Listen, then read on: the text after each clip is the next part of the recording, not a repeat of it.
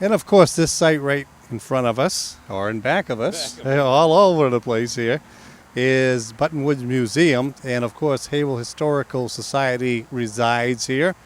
And of course, that also means that it's the center of information about Haverhill and the surrounding communities. And now, Barney, this gives us an opportunity actually to talk about Haverhill's beginnings. Now, one of them is, wasn't it started out as Pentucket? Yes, it was Pentucket. It was settled in 1640, about a quarter of a mile from here, at the base of the little river that ran down Mill Street. And the settlers built the first frame house here for their first minister, John Ward, and the Saltonstalls, who occupied and built and occupied this stately house, were among the most prestigious families in Essex County, if not the state, and until the Revolution. Okay, you must be talking about Nathaniel Saltonstall, huh? Nathaniel is the boy. He's 1639 to 1707.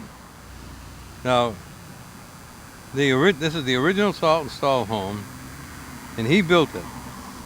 So his first house, his wife's family's first house, is still on the grounds here.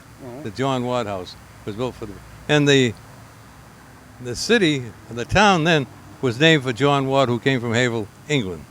And this was the site of the first activity.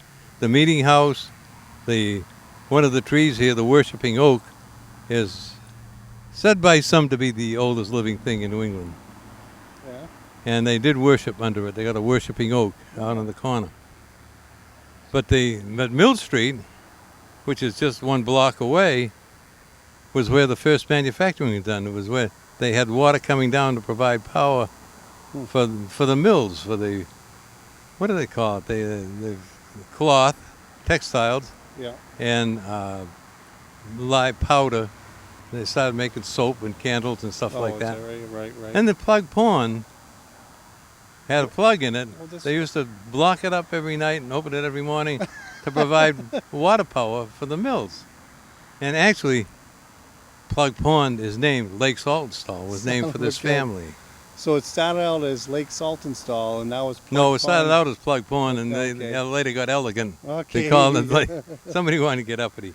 But anyway, it was called the Buttonwoods because that was a popular name for the sycamore trees that lined the driveway and in the front of the house. And the sycamores were planted by the first Irishman to settle in Haverhill, a fellow named Hugh Talent. And he was a gardener and very, very influential guy. I must say, you are a wealth of knowledge. You weren't around at that time, were you? No, I was on my way. Okay.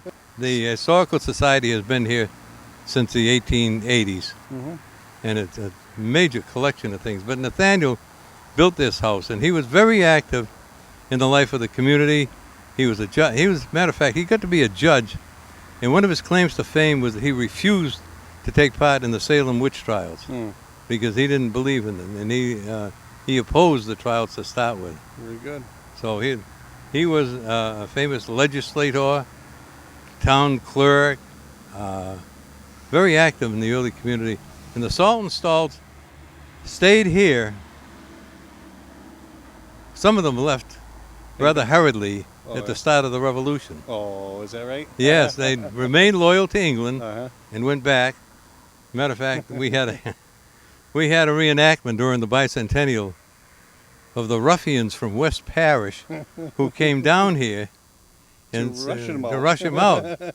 And he bought him off for the evening with a round of drinks at the tavern. We were talking about tavern. Right? And the tavern, it all pulls together. The tavern was where the city hall was, PMA, right in that area. So it wasn't far away. It didn't take much persuasion to get him over, because they had come all the way from West Parrish, which was up on Broadway, right. almost to Methuen.